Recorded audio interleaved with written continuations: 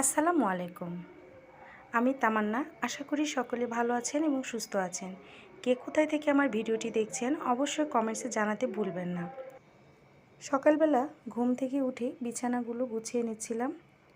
আসলে সকালের কাজটা একটু বেশি থাকে।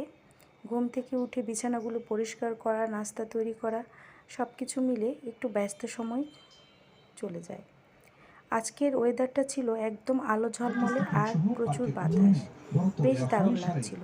দেখে একটু মনে হলো বেলকনিতে গিয়ে আমার গাছগুলো দেখে আসি। আসলে সকালবেলা এই গাছপালা এগুলো দেখতে বেশ দারুণ লাগে।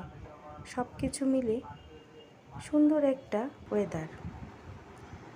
ডাইনিংয়ে আমার কিছু 2টা কেকের অর্ডার ছিল। কেকগুলো বেক করে রাতে রেখে দিয়েছিলাম, সেগুলো সরিয়ে নিয়েছিলাম আর টেবিলটা গুছিয়ে নিয়েছিলাম।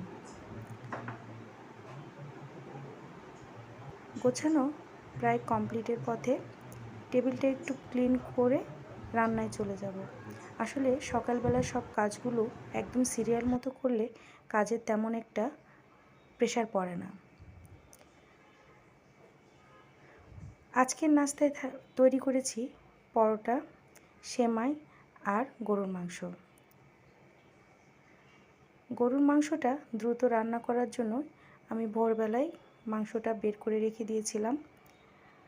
পরোটা আমি নর্মালি এভাবেই বানাই প্রতিটা সময়ে।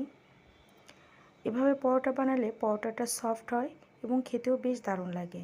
আর আমার কাছে মনে হয় টাটকা টাটকা খাবার খেতে সকলেরই খুব পছন্দ। আমার বাসায় সবাই টাটকা খাবারটাই খেতে পছন্দ করে।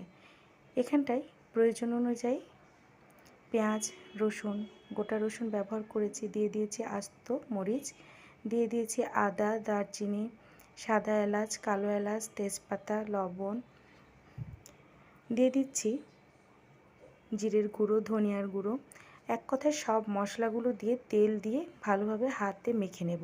মেখে আধা ঘন্টার মতো একটু ম্যারিনেট করে রাখবো, যাতে করে এটার স্বাদ আরেকটু বেড়ে যায়।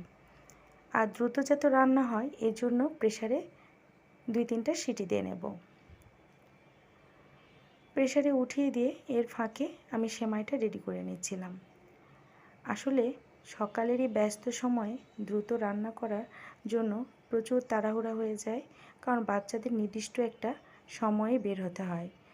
আশা করি আমার ভিডিওটি আপনাদের ভালো লাগবে। যদি ভালো লেগে থাকে ফলো দিয়ে পাশে থাকবে।